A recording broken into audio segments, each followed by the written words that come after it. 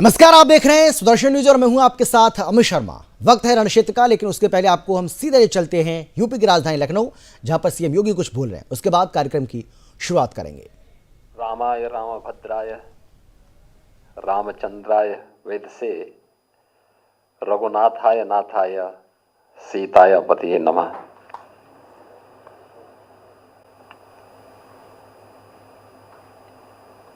दो धागे श्री राम के लिए heritage and hand weaving revival charitable trust द्वारा आयोजित आज के इस कार्यक्रम में मंच पर उपस्थित श्री राम जन्मभूमि तीर्थ क्षेत्र न्यास के कोषाध्यक्ष पूज्य स्वामी गोविंद देव गिरी जी महाराज,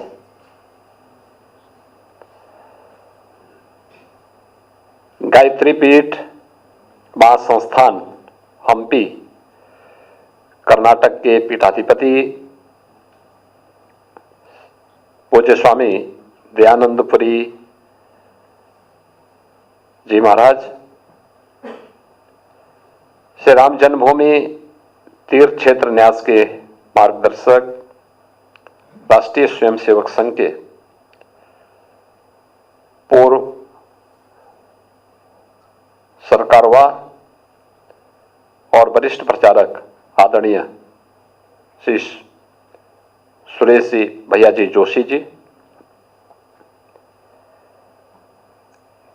इस पूरे कार्यक्रम की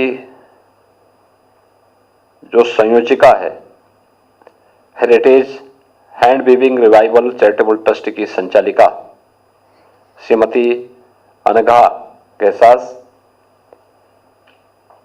अध्यक्ष heritage hand weaving revival charitable trust Shri Vinay Patrale ji, हमारे सभी सम्मानित जनप्रतिनिधिगण, उपस्थित महानुभाव,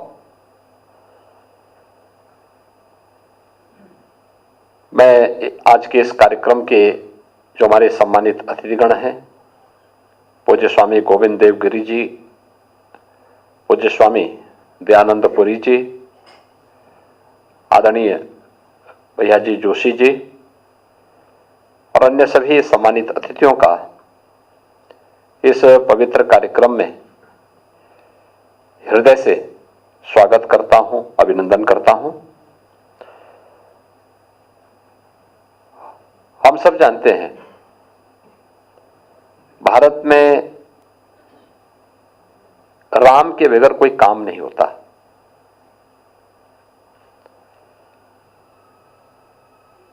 घर में कोई मांगलिक कार्यक्रम होता है, बच्चे का जन्म होता है, अखंड रामायण का पाठ।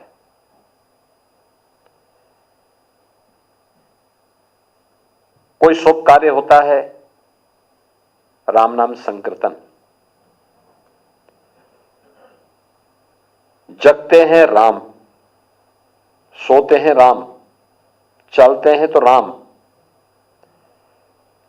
भोजन करते हैं तो राम, और अंतिम यात्रा भी निकलती है तो राम। यानी भारतीय जीवन पद्धति में राम के बगैर कोई काम नहीं होता है और दुनिया के अंदर अकेला उदाहरण है। लगभग 500 वर्षों तक कभी भी श्री राम जन्मभूमि का मुद्दा दबा नहीं।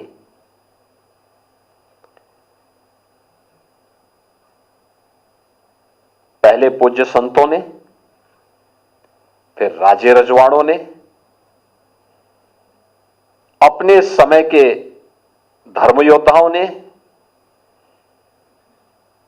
अपने अपने कालखंड में अलग अलग व्यक्ति इसे अपना मुद्दा बना करके लड़ता रहा, भिड़ता रहा, बिना झुके, बिना रुके, बिना डिगे इस मिशन को लेकर के आगे बढ़ता रहा। और दुनिया के अंदर किसी एक पावन स्थल के लिए इतने लोगों ने अपनी शहादत दी हो, इतने बड़े संकल्प हुए हों, अन्यत्र देखने को भी नहीं मिलता है। यह इसलिए हुआ क्योंकि राम के बगैर हमारा कोई काम ही नहीं होता। जिसने राम का नाम लिया वो तर गया। तो लखनऊ से आप सीएम योगी को सुन रहे थे, लेकिन अब वक्त है रणक्षेत्र का। तो रणक्षेत्र में आज हम बात करने वाले हैं राम मंदिर की प्राण प्रतिष्ठा के अनुष्ठानों को लेकर, जिसका देश ही नहीं बल्कि दुनिया भी बेसब्री से इंतजार कर रही है। 16 जनवरी 2024 से प्राण प्रतिष्ठा के अनुष्ठानों की शुरुआत हो गई है और सबसे पहले सरयू नदी के तट पर दशवेद स्नान, विष्णु पूजा और गाय के तर्पण से अनुष्ठान समारोह शुरू हुआ और अब 22 जनवरी तक कई विशेष अनुष्ठानों के साथ प्राण प्रतिष्ठा होनी है। एक और जहां अनुष्ठान की शुरुआत हुई है तो वहीं देश भर के मंदिरों में भी सफाई अभियान के साथ ही लड्डुओं के भोग की तैयारियां जबरदस्त तरीके से चल रही हैं। तो वहीं 108 फीट लंबी धूप बत्ती भगवान श्री राम के दरबार में जलाई गई है और ये सब दृश्य ये दर्शाते हैं कि लोग 22 जनवरी के कार्यक्रम को लेकर कितने उत्साहित हैं, कितने उत्सुक हैं। मंदिर ट्रस्ट की ओर से 22 जनवरी के कार्यक्रम के लिए 7,000 से अधिक लोगों को निमंत्रण भेजा गया है। 21 जनवरी और 22 जनवरी को मंदिर भक्तों के लिए बंद रहेगा। 22 जनवरी के कार्यक्रम के बाद 23 जनवरी को ये भव्य, नव्य और दिव्य मंदिर रामलला के दर्शन के लिए खोल दिया जाएगा। आज का ये कार्यक्रम हम आपके लिए खास तौर पर इसलिए लेकर आए हैं क्योंकि 22 जनवरी तक कई विशेष अनुष्ठान यहाँ किए जाएंगे, जिनका राम भक्तों को जानना बहुत ज़्यादा ज़रूरी है और इसके लिए प्रभु श्री राम के भक्त उत्साहित भी दिखाई पड़ रहे हैं। हमारे साथ दो खास मेहमान जो हैं वो भी मौजूद रहने वाले हैं, जिनसे हम इन अनुष्ठानों के बारे में जानकारी हासिल करेंगे। लेकिन उसके पहले एक रिपोर्ट आपको हम दिखाते हैं, देखिए ज़रा।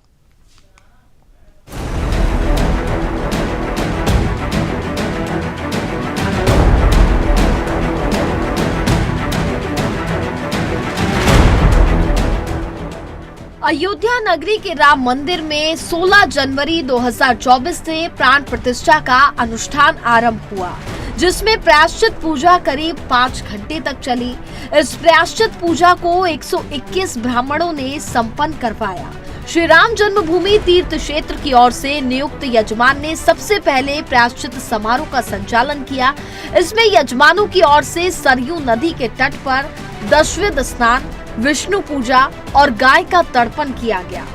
दशवेद स्नान में सभी 5 तत्व पृथ्वी, जल, अग्नि, वायु और आकाश को देव प्रतिमा में प्रतिष्ठित किया जाता है। 17 जनवरी को रामलला की मूर्ति को लेकर जुलूस अयोध्या पहुंचेगा। मंगल कलश में सरयू जल लेकर श्रद्धालु राम जन्मभूमि मंदिर पहुंचेंगे।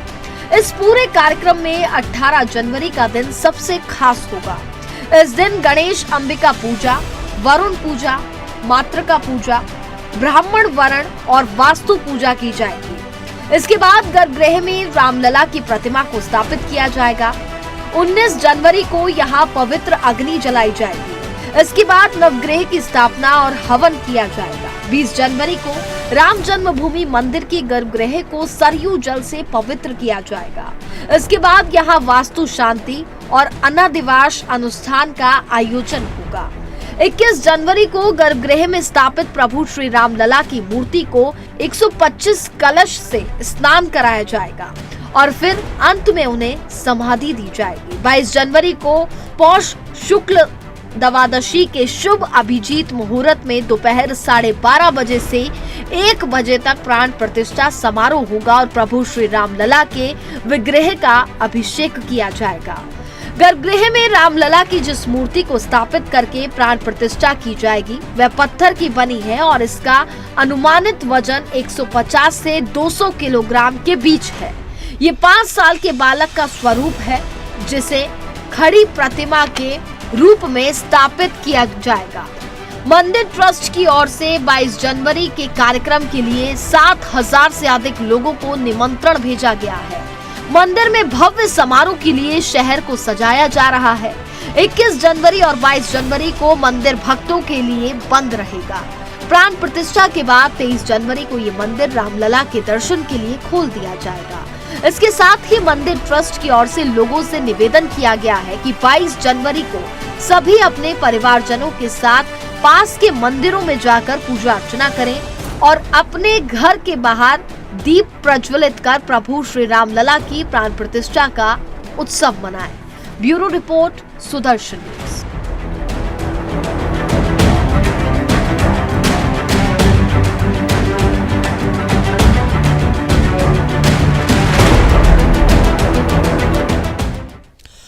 तो 22 जनवरी को क्या कुछ रहने वाला है खास, इस रिपोर्ट के जरिए भी आपने जाना होगा। और इसके साथ ही आज से किसकी शुरुआत हुई है ये भी हमने आपको बताया, क्योंकि आज से जो अनुष्ठान शुरू हुए हैं उसका भी अपने आप में बहुत ज़्यादा महत्व बढ़ जाता है। लेकिन क्योंकि एक हफ्ते तक, यानी अगले एक हफ्ते तक 22 जनवरी तक ये अनुष्ठान चलने वाले हैं, तो किस दिन कौन सा अनुष्ठान होगा और उसका क्या महत्व है ये तो हमारे साथ जो दो खास मेहमान हैं वो बताएंगे। लेकिन ये आपको हम बता रहे हैं 16 जनवरी प्राण प्रतिष्ठा समारोह की शुरुआत दशविध स्नान के साथ शुरू हुई है। 17 जनवरी को क्या कुछ होगा ये भी आप यहाँ पर देख रहे हैं। मंगल कलश में सरयू जल का जो है वो लेकर पहुँचेंगे राम भक्त जो हैं। 18 जनवरी को क्या कार्यक्रम रहने वाला है ये भी आपको हम बता रहे हैं। 19 जनवरी को क्या कार्यक्रम रहेगा ये भी यहाँ पर आपको हम बता रहे हैं।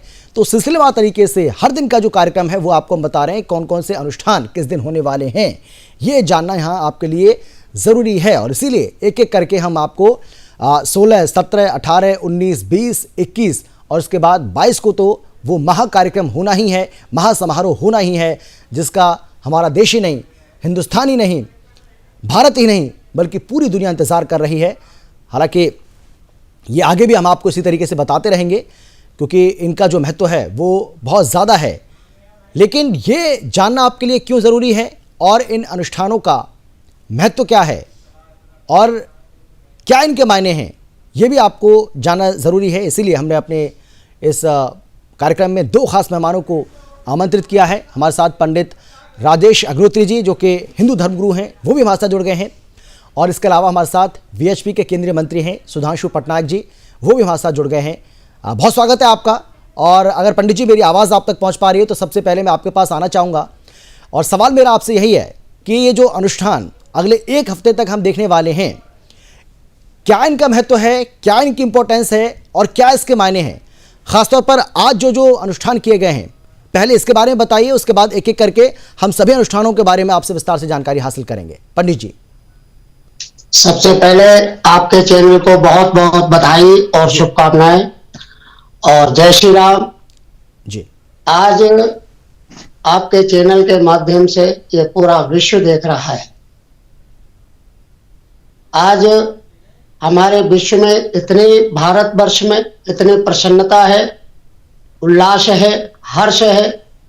इतने वर्षों के बाद, 500 वर्षों के बाद हम आज हमारे राम जी प्रतिष्ठा होने जा रही है। राम जी की बड़ी खुशी है, सब लोग अत्यंत प्रसन्न हैं। अनुष्ठान इसलिए रखे जाते हैं, जो यजमान होते हैं पूजा में जो बैठते हैं उनके लिए भी आवश्यक है नियम, आचरण, संयम। अनेक देवी देवताओं का आमंत्रण किया जाता है जी। अनुष्ठान विधि से अपने जो यजमान बैठते हैं उनके तन, मन, अंतःकरण शुद्ध करने के लिए अनुष्ठान किए जाते हैं।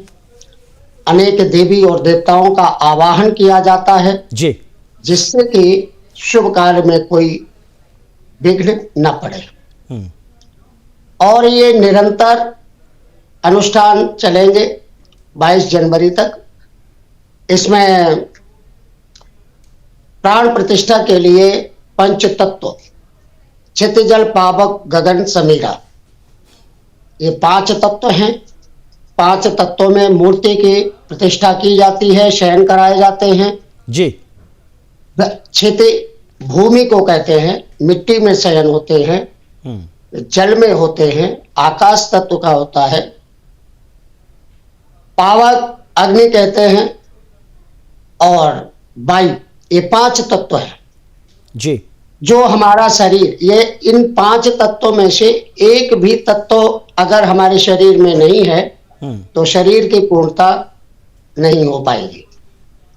इसी प्रकार से ये सजीव और निर्जीव में यही अंतर है।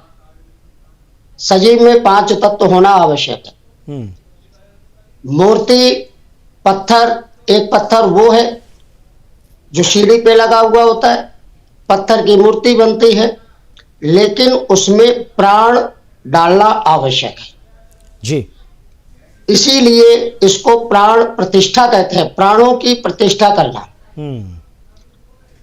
इसके अलावा भी जब 5 तरह से 5 तत्वों की प्रतिष्ठा हो जाती है, फिर शरीर के एक एक अंग को मंत्रों के द्वारा प्रतिष्ठित किया जाता है, संचालित किया जाता है। जैसे मशीन ले आते हैं, लेकिन उसको चालू करने के लिए सब एक एक तत्व पुर्जे की जरूरत होती है। ऐसे ही एक एक मंत्र के द्वारा एक एक अंग का, जैसे पहले दाई आंख का, बाई आंख का, हाथ का, दाएं हाथ का, बाएं हाथ का, पैर का, दाएं पैर, बाएं पैर, हृदय, ये सब में मंत्रों के द्वारा भी उस मूर्ति में प्राण डाले जाते हैं जी।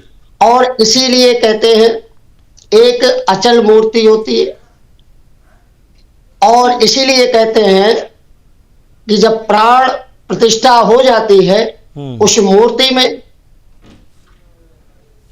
सभी कार्य आवश्यक होते हैं। शयन कराना, जागृत कराना, शयन आरती जी, भोग लगाना, क्योंकि जिस तरह से जिन जिन वस्तुओं के हमें आवश्यकता होती है ना, उसी प्रकार से मूर्ति को जो प्राण पड़ चुके हैं, फिर वो उसको केवल मूर्ति नहीं कहा जा सकता है, प्राण आ चुके हैं, तो इसलिए वो सजीव है। हर वस्तु की जिस तरह से हमको आवश्यकता होती है, जिस तरह से हम सुबह उठते हैं, जागते हैं, तो मूर्ति का जागरण किया जाता है, जगाया जाता है। उसके बाद में स्नान कराना, वस्त्र पहनाना, पूजा भी कई प्रकार की होती है। एक पंचोपकार पूजा होती है, एक षोडशोपचार की पूजा होती है। षोडशोपचार में 16 तरह की पूजन सामग्री का हम प्रयोग करते हैं। चरणों को धोना है, स्नान कराना है, वस्त्र पहनाना है, इत्र है, धूप है, नैवेद्य है, दीपक है, और अंत में आरती करते हैं जी। ये प्राण प्रतिष्ठा का महत्व होता है।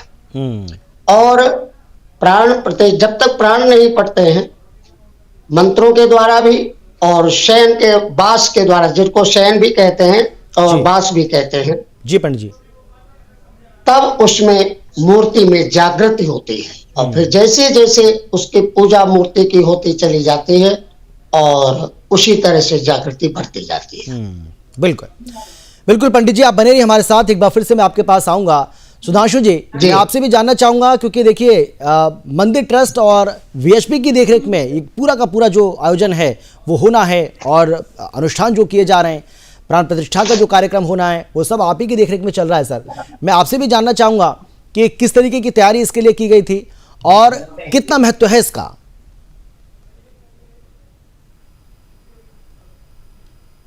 सुधांशु जी, आवाज आ रही है आपको मेरी? सुन पा रहे हैं क्या आप?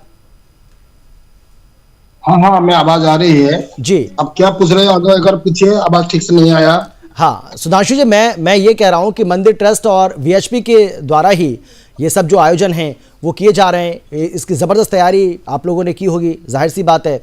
तो मैं आपसे ये जानना चाह रहा हूं कि जो अनुष्ठान अब अगले 1 हफ्ते तक चलने वाले हैं, उसको लेकर क्या तैयारी है, किस तरीके से कार्यक्रम आयोजित किए जाएंगे, और अगले 1 हफ्ते तक और हमारे जो देशवासी हैं वो क्या कुछ देखने वाले हैं? क्या नाम है आपका भैया? जी, आपका नाम क्या है? अमित नाम है मेरा, अमित। सुदर्शन चैनल को मैं बहुत बहुत बधाई दे रहा हूँ जी, कि अभी भगवान राम लला का प्राण प्रतिष्ठा कार्यक्रम में और भरपूर पहले से हिंदुत्व हमारे भारत के लिए बहुत प्रचार कर रहे हैं सुरेश चौहान जी और सुदर्शन चैनल जी। उस चैनल की ओर से आप कुछ पूछ रहे हैं जी, मैं आपको धन्यवाद देता हूँ, और आपके माध्यम से सारा देशवासियों को मैं बता पाऊंगा। क्या पूछ रहे हैं आप? सर, मैं आपसे यही जानना चाह रहा था कि आपका भी इसमें बहुत ही अहम योगदान है, तो मैं आपसे ये जानना चाह रहा हूँ कि ये जो अनुष्ठान अगले 1 हफ्ते तक चलने वाले हैं, ये किस तरीके से आयोजित किए जाएंगे, किस तरीके की तैयारी इसके लिए आपने की है, जिसकी शुरुआत आज से हो गई है, मैं ये जानना चाह रहा हूँ आपसे।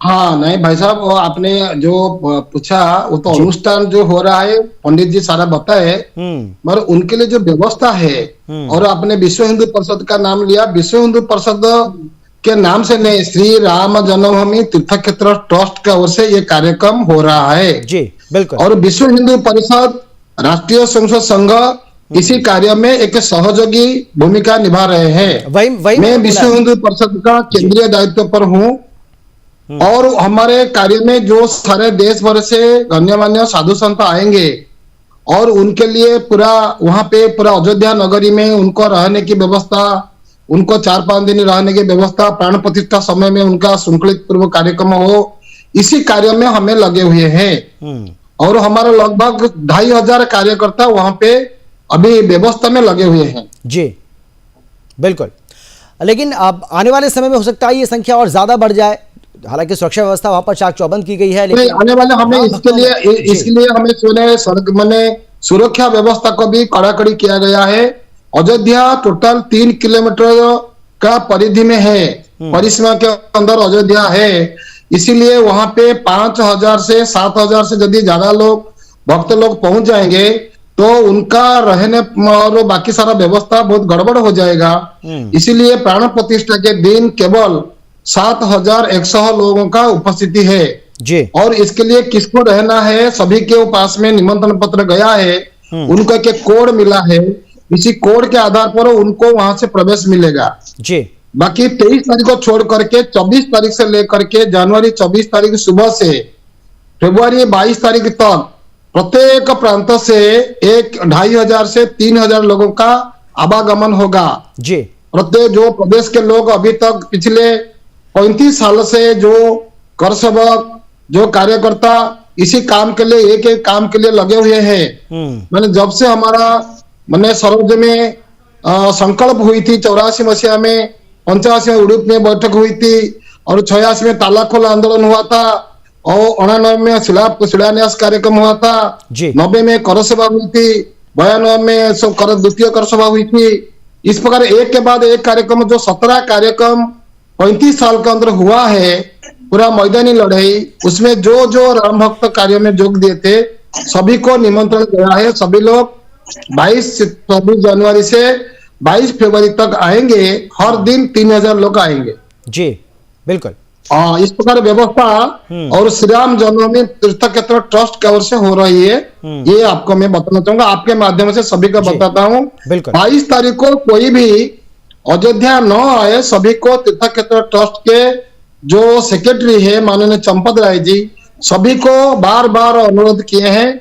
हमारे प्रिय प्रधानमंत्री भी सबको अनुरोध किए हैं और प्रार्थना किए हैं कि 22 तारीख को अयोध्या कोई न आए और अपने स्थान पर राम नाम का 11 बजे से 1 बजे तक जो हमारे और अभिजीत मुहूर्त है 12:29, सभी ने 11 बजे से 1 बजे तक अपने अपने स्थान पर मंदिर में एकत्र आकर के श्री राम जय राम जप करना और शाम को दीप जलाना, एक दीपावली पर्व जैसे मनाना, ऐसा आग्रह किया गया है।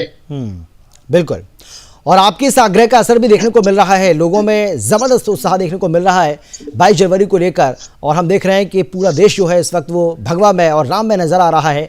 बिल्कुल सही कहा आपने सुधांशु पटनायक जी, और वीएचपी का इसमें बहुत अहम योगदान है। और जैसा कि आपने बताया कि वीएचपी के जो तमाम कार्यकर्ता हैं वो इस वक्त अयोध्या में भी मौजूद हैं, हजारों की संख्या में, जो लोगों के लिए, राम भक्तों के लिए व्यवस्था बनाने में अहम भूमिका निभा रहे हैं जी। पत्र है संपूर्ण समाज, देशवासी सभी इसी काम में लगे हैं। इसमें हमारे जो आईनजीवी जो बंधु है, वकील बंधु है, ये सभी ने बहुत बड़ा काम किए हैं। कानूनी लड़ाई में हमें ये जीत हासिल किए हैं जी। बाकी हमें तो देखा जाए तो लगभग 500 साल में सशस्त्र लड़ाई हुई है, इसमें 1,70,000 लोगों का बलिदान हुई है। और अभी जो ये लास्ट लड़ाई 77तम लड़ाई हुआ, उसमें विश्व हिंदू परिषद वही काम किया जो साधु संत ने कह रहे थे जी। और मैं ये बताना चाहूंगा कि इस कार्य करते करते जिस लोगों ने आज संसार में नहीं है, मैं उनको भक्तिपूर्ण प्रणाम करता हूँ। माननीय अशोक सिंघल जी, माननीय श्री गिरिराज किशोर जी, माननीय मोरपंत पिंगले जी, माननीय बाला साहब देवरस जी, माननीय राम प्रकाश दयाल जी, और ऐसे अरविंद चौथाई वाले जी, और माने हमारे जो साधु संत हमारे लक्ष्मणानंद सरस्वती जी, ये सभी संसार में नहीं है। यही लोगों ने और आंदोलन और को नीचे पहुंचाते थे, सभी को राम भक्ति में और प्रेरणा देते थे, और इसीलिए यहाँ तक विषय आया है जी। बिल्कुल, बिल्कुल सही कहा आपने सुधांशु जी, बिल्कुल सही कह रहे हैं आप, और आपकी बात से मैं काफी हद तक बिल्कुल सहमत हूँ, क्योंकि जिस तरीके से आपने बताया इसी में हमारा हाँ, बोलिए, सुदर्शन चैनल में सुरेश चौहान की भी हिंदुत्व को जगाने कार्य में पिछले कई सालों से हम देख रहे हैं, सामान्य के दर्शक के रूप में, तो उनका भी अहम भूमिका है। हर हिंदुत्व का विषय को उन्हें उछल करके विषय, आज तो आप हमको पूछ रहे हैं, एक समय था हमारा मीडिया में कोई जगह ही नहीं था, हम तो काम करते थे मगर ना हमारा प्रिंटिंग मीडिया में कुछ कोई आता था, ना इलेक्ट्रॉनिक्स मीडिया में हमको कोई पूछताछ करते थे। उस समय केवल सुदर्शन चैनल ही और थोड़ा सा जी न्यूज, ये थोड़ा सा केवल, और धर्म के बारे में, हिंदुत्व के बारे में, नहीं बिल्कुल सुधांशु जी, जब भी देश की बात आएगी, धर्म की बात आएगी, भारतीय संस्कृति की बात आएगी, परंपरा की बात आएगी, तो वहां पर सुदर्शन न्यूज आपको इसी तरीके से दिखाई पड़ेगा। हिंदुत्व की बात आएगी, राष्ट्रवाद की बात आएगी, तो सुदर्शन न्यूज इसमें पीछे नहीं हटेगा, ये हम आपसे वादा भी करते हैं। एक बार फिर से मैं आपके पास लौटूंगा, लेकिन पंडित जी, मैं आज के जो अनुष्ठान हुए उसके बारे में आपसे जानना चाहूँगा, जिसमें गौ तर्पण है, गौदान है, इसके साथ ही दशविधि स्नान है, इसका क्या महत्व है और क्या इसके मायने हैं, इसका भी थोड़ा सा बताइए, आज जो अनुष्ठान हुए उसके बारे में। देखो, इसमें पूजा में कई प्रक्रियाएं होती हैं, कई चरण होते हैं, जिन चरणों को पूरा करना अनिवार्य होता है। गौदान, कोई भी पूजा होती है उसमें गौदान करना आवश्यक होता है जी, और इसके साथ में ही तर्पण कई प्रकार का होता है, तो तर्पण करना भी आवश्यक होता है। पूरा पद्धति में कई प्रकार की क्रियाएं होती हैं, कई चरण होते हैं जी, और इन सभी चरणों से हमको गुजरना पड़ा है। जिस तरह से आपने देखा होगा पंचामृत, तो पंचामृत में का दूध, दही, घी, शहद और शर्करा, एक है पंचगव्य। मूर्ति को पंचगव्य से भी स्नान कराया जाता है। पंचगव्य में गौ माता का दूध है, दही है, घी है, गौमूत्र है और गोबर है जी। इन 5 चीजों से पंचगव्य बनता है। ये पंचगव्य शुद्धता के लिए पहले कराते हैं। गौ माता का गौमूत्र और गोबर, दूध, दही और घी जी, इन 5 चीजों से मिलकर के ये पंचगव्य बनता है। उसके बाद में जब सब प्रक्रियाएं हो जाती हैं तो मूर्ति के ऊपर सहस्त्रधार से अर्चन किया जाता है। उनको स्नान सहस्त्र कहते हैं 1000 जी, हजारों धारों के द्वारा स्नान कराया जाता है। कहीं वैसे तो कलश की मान्यता है, कलशों से स्नान कराया जाता है। अगर कलश इतनी उपलब्धि, जब छोटी कहीं पूजा होती है तो वहां पर सहस्त्र धारा के रूप में ये जो घर में चलनी होती है ना, इसका प्रयोग कर लेते हैं कि उसमें कई बहुत सारे सुराख होते हैं और उसके माध्यम से हम सहस्त्रधार मान लेते हैं, सहस्त्रधारा से स्नान कराते हैं जी। मूर्तियों को भ्रमण भी, नगर भ्रमण भी कराया जाता है, जिससे कि सभी लोग दर्शन कर सके। परिक्रमा लगाई जाती है, फिर परिक्रमा लगा करके तब कहीं जो है स्थापित करने की प्रक्रिया होती है जी। और जब स्थान पर बैठा देते हैं तो जैसे कि हम पूर्व में आपको बता चुके हैं, फिर जब वहां स्थापित कर लेते हैं, बैठा देते हैं, तब जो है एक एक अंग के द्वारा इसमें मूर्ति में प्राण डाले जाते हैं और सभी अंगों को संचालित किया जाता है। यानी एक एक करके पूरे 1 हफ्ते तक लगभग आप मानकर चलिए कि ये जो इसी तरीके से अनुष्ठान चलते रहेंगे। कल की अगर हम बात करें तो हालांकि इस बात का जिक्र शायद आप कर चुके हैं, मंगल कलश में सरयू जल का जन्मभूमि में प्रवेश कल किया जाना है, इसका क्या महत्व है पंडित जी? किसमें? कल का जो अनुष्ठान है वो ये है कि मंगल कलश में सरयू जल का जन्मभूमि में प्रवेश कराया जाएगा। हाँ, मैं आपको बताया था जी। कि पंच पंच में पहले 5 तत्वों में रखा जाता है। जल है, मिट्टी है, क्षिति, जल, पावक, अग्नि तत्व है, वायु तत्व है और आकाश तत्व है।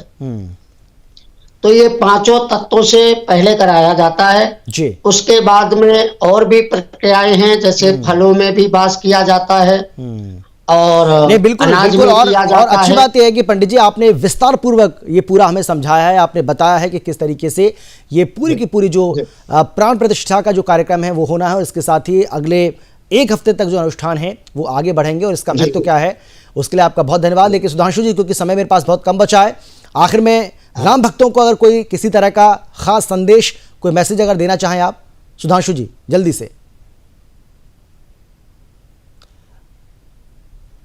सुधांशु जी, आपने 35 साल का धैर्यपूर्वक काम किया और आज राम भगवान राम 500 साल में 5 सालों के बाद और वो अपने जन्मभूमि में, अपने जन्म स्थान में लौट रहे हैं जी। और ये बहुत बड़ी बात है। मैं सभी राम भक्तों को प्रणाम करता हूँ और सभी को निवेदन करता हूँ 22 तारीख को न आकर के 24 तारीख के बाद धीरे धीरे भगवान राम को दर्शन करने के लिए आए।